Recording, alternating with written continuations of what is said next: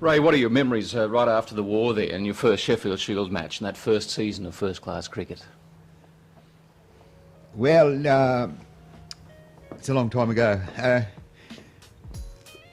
First of all, the first match was in Queensland, and we were defeated, I think. I'm not sure. Anyhow, I remember that it was wonderful to get back into the Australian country again after being away, and it was certainly wonderful to get back into cricket. When you're away for that long, you don't think you'll ever see another cricket match, a proper cricket match played, but everything was starting to open up before us, and we had our future in front of us. So everybody felt elated because the war was over, and was cricket played as seriously then as it is today? Oh yes, certainly. Everyone that played cricket those days was always trying to get into stateside and then to the Australian side. And I think, as far as I can remember back to a little boy, everyone was keen to play for Australia, and also they all trained and did their best to do the job. And how was practice organised in those days? I mean, people still had to have a job, and did you have a job immediately after the war? Yes, I went back to the same job I had before I went into the army, and I was working. I was still in the army at the time. The first match, I was in the army until the July the next year with 1946, and the war finished in August 1945.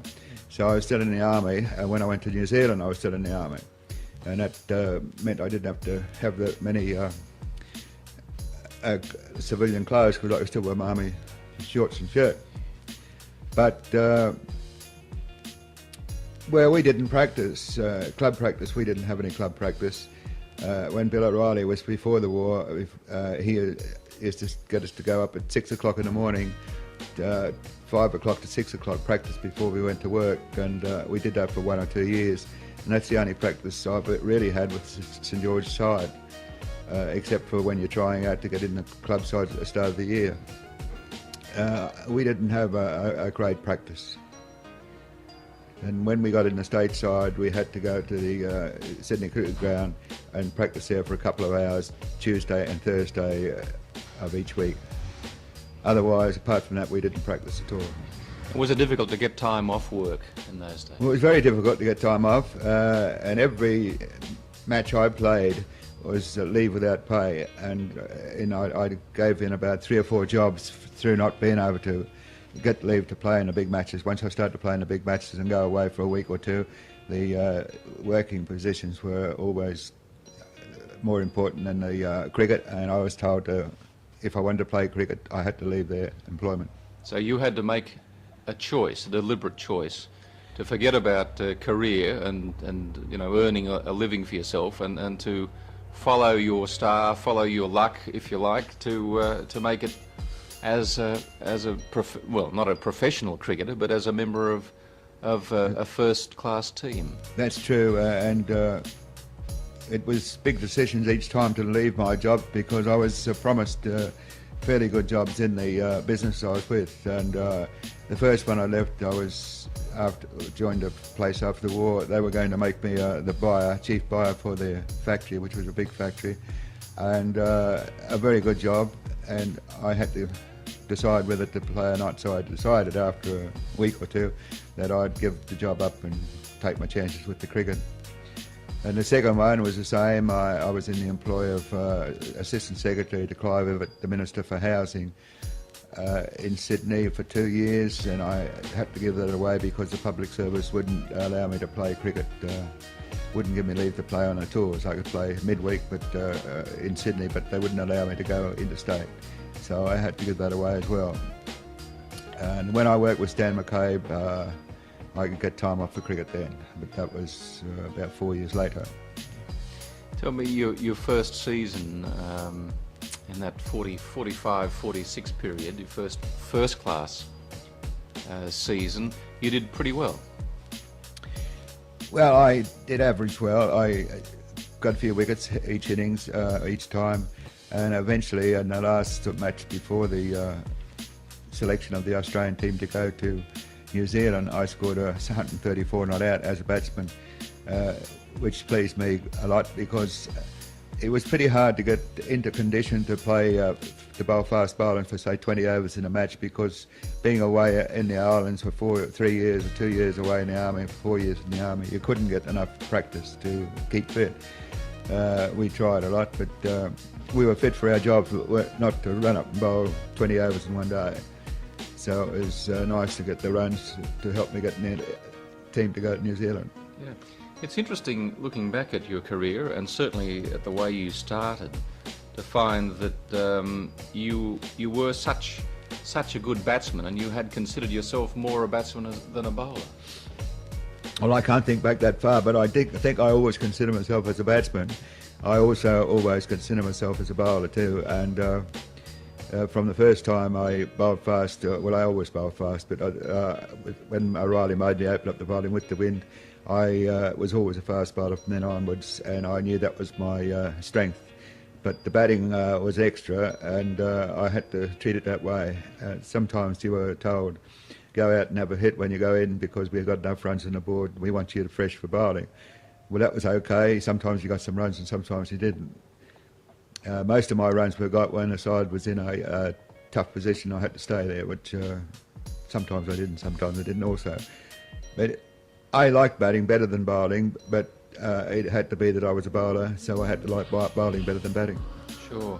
And that year you were selected on your first overseas tour. Yes, to go to New Zealand. That's overseas, yes. We went across New Zealand. We only played one test, which officially wasn't a test. It wasn't really the Australian touring side that went across. It was the Australian Border Control. They call it, that was the ABF. Why do they call it that? Well, it wasn't an official Australian side. It wasn't a test match. It was an official Australian side, but it wasn't the Australian test side. They called it the ABC 11, I think. I forget what it was, the Australian Border Control.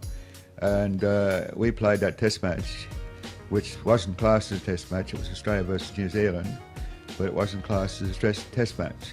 And we had never played New Zealand in a test match before. And particularly, I think that they were supposed to be not up to the standard of the test standard. But it was only 1 or 2 years later that they declared that was a test match. My official test was that one, the first test. But up to the first test I played against England in 1946 in Brisbane, I always considered my first test was the test against England. In 46, because, as I said before, the New Zealand test wasn't classed as a test match. And when you returned from New Zealand, you still played first grade football with St George? Well, I didn't play for the season had started by the time I got back, and I didn't play for the first 5 or 6 matches. And then I was talked into playing, or I talked myself into playing. I had the idea I might play for Australia versus England. England touring team was out to play the Australians in the test matches, and I made myself available.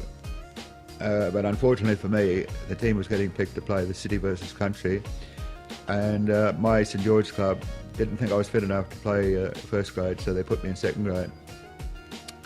I scored a try and kicked a few goals, but that didn't do any good. I didn't get picked to play in the country city match. So I think that spoilt my chances of representing Australia. And also the chap that took my play, or took it, when I say took my place, I was nominated for that if I had been playing. He played well, and unfortunately then I couldn't get back in.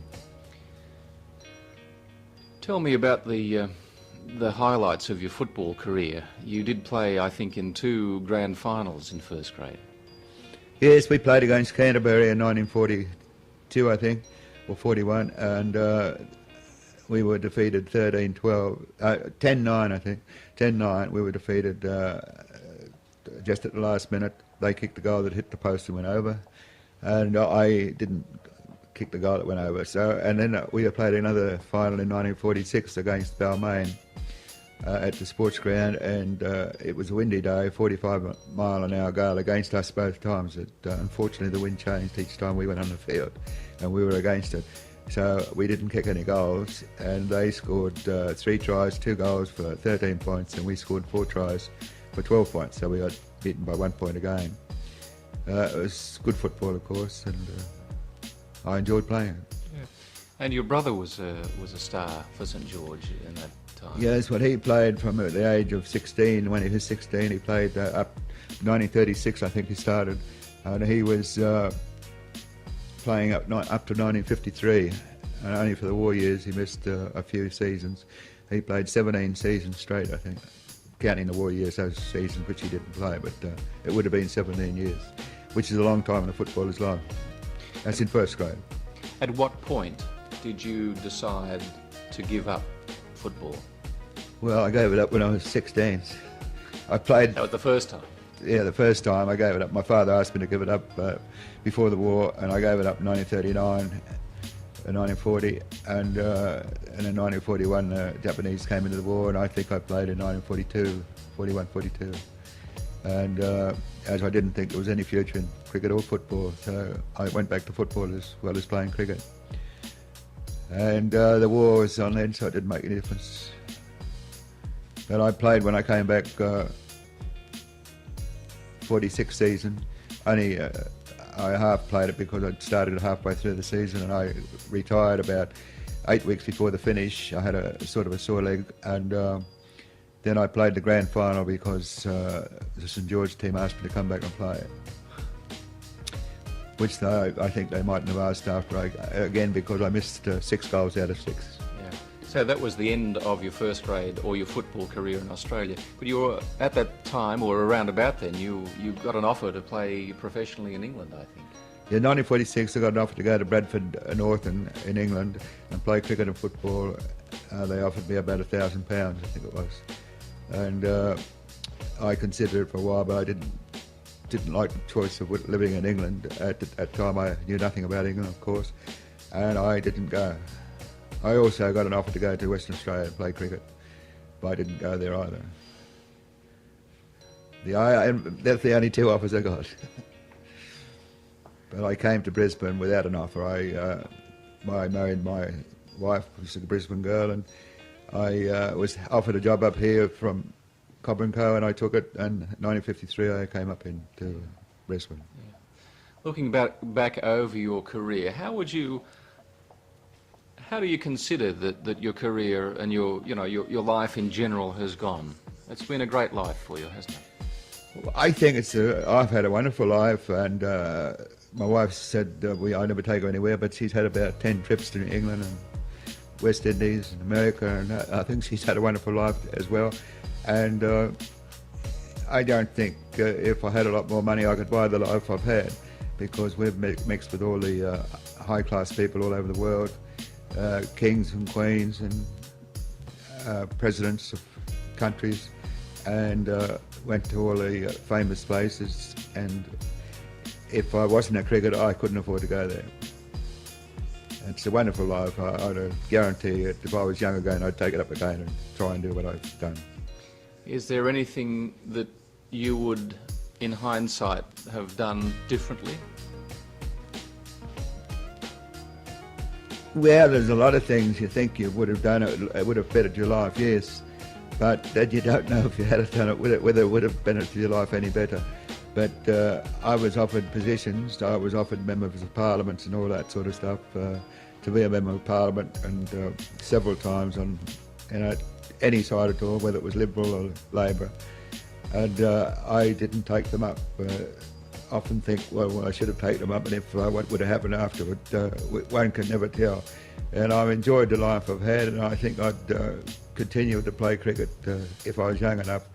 I'd continue to play cricket if there wasn't any money, just as much as I did then. Cricket has been your life? Oh yes, cricket is all my life. Football was my life when I was young too, but and athletes, but I would say cricket's my life. Any regrets? No, I haven't got any regrets. As I say, I've had a wonderful life, so I haven't got any regrets. It may be if I could, it's a bit young to go back now when they're playing for money, but that's the only regret, is that money wasn't about when I was playing. But then again, your life is formed in what you do, and I think when you were playing cricket, we weren't thinking of money at all anyhow. We knew it wasn't there, or we didn't even think of it. So it didn't make any difference. We just had to keep on trying. Now you might, with the money on, you mightn't be as good. You might put too much strain on you. In a few words, if you can, how would you summarise your life?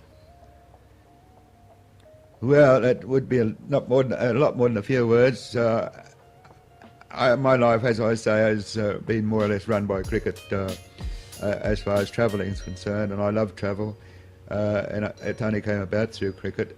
And also, I love playing cricket. I love doing well. I love being fit. I think it all due to cricket and football, but mostly cricket in my latter. After I retired from football, the only thing that kept me going was cricket to keep fit. And I've tried to keep fit all my life after cricket, and I think it's without the cricket I might be not here now. You're commonly regarded as one of the all-time greats. How does that reputation sit with you?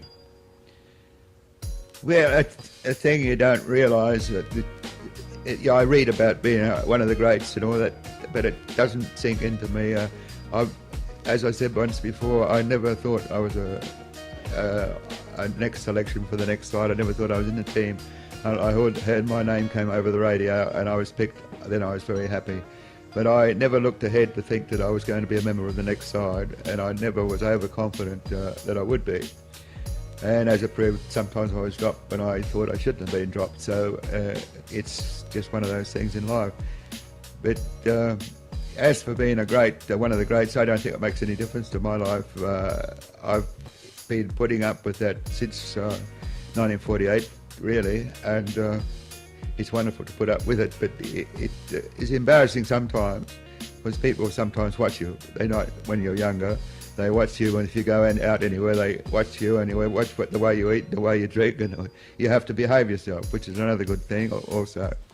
But I don't think I'm one of the greats in any sense. It doesn't make me walk in any better into a room or a function or anything like that. I just walk in normally and never think that I'm one of the greats. Well, I hope I don't. Have you been a shy person? Are you a shy person, basically? Well, I think I'm very shy. Unfortunately, I think that's a handicap for you.